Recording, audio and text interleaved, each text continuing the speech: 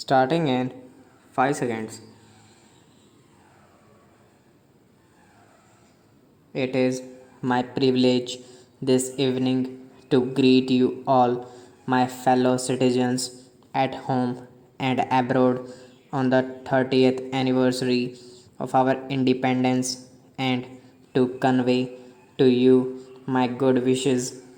It will be my endeavor as the first servant of the people to exert myself to the utmost for the service of our people and our country.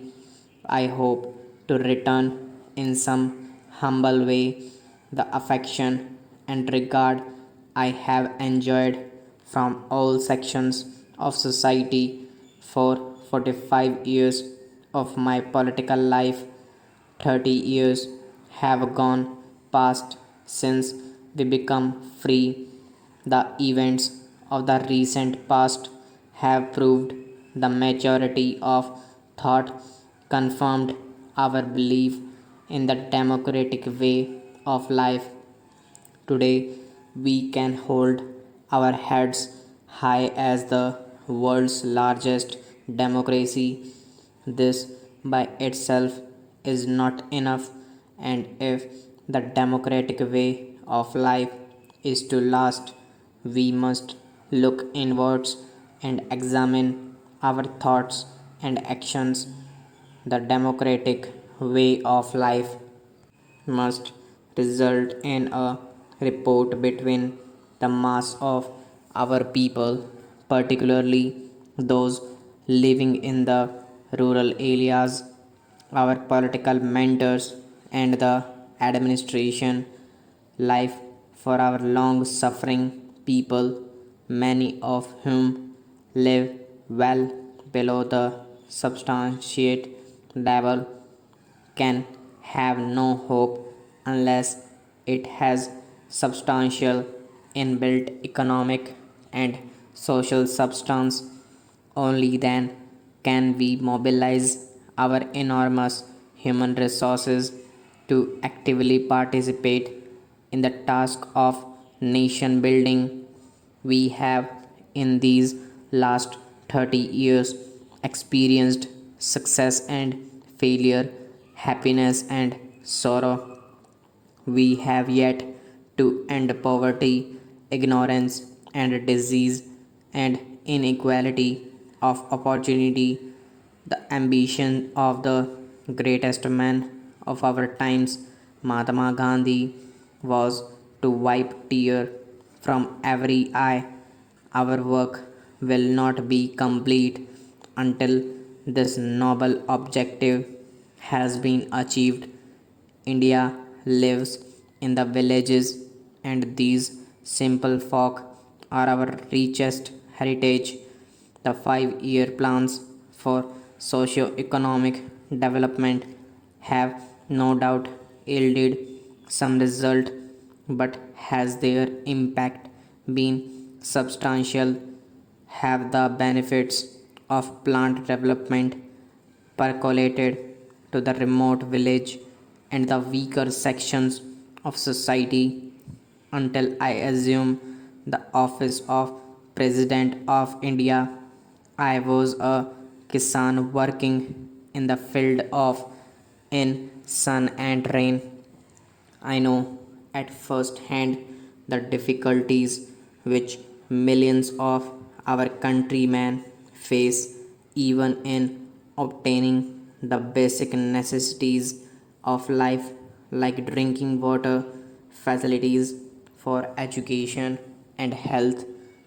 There are still glaring inequalities in the standard of living of our people and of opportunities for a better life.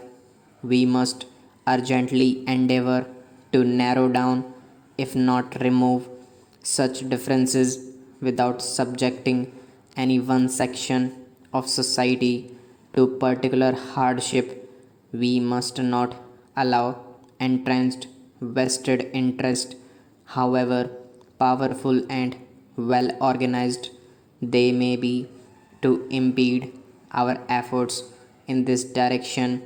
vulgar ostentation, unnecessary pomp irritate those less fortunately placed in life. Such gradual accumulations of hatred poses a serious problem and will ultimately tear apart the fabric of our society and our faith in democratic institutions. We have to set a good example individually if we are to succeed collectively as a nation. I have therefore resolved that the initiative in such matters must come from the top.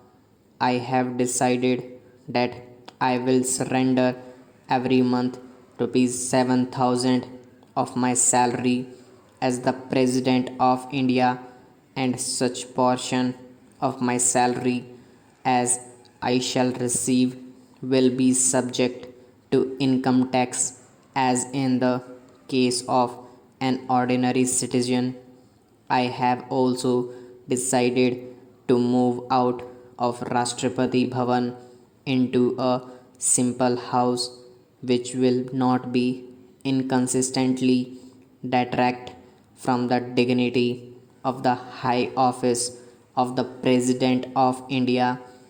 I will also effect considerable reduction of expenditure at Rashtrapati Bhavan.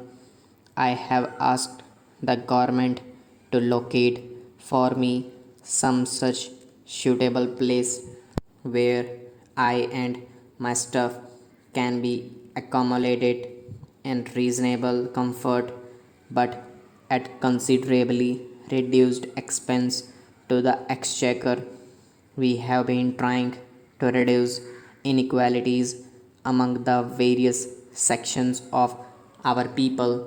I am particularly concerned about the lack of uniformity in approach and principles and the inadequate pace of progress in the implementation of land reforms and in the enforcement of controls over the growth of monopolistic tendencies in the non agricultural sector. Such monopolistic growth of a few vested interests has assumed serious proportions over the years. Political corruption, demoralization in the public services, and a deterioration of standards in public life are directly related to black money and pressures which a few anti-social elements in our society can exert to disrupt national life. We are today worried about rising prices which affect even the basic necessities of life. The upward spiraling prices show little sign of abatement. A small section of our community who are better organized are managing to obtain illusory reliefs from time to time.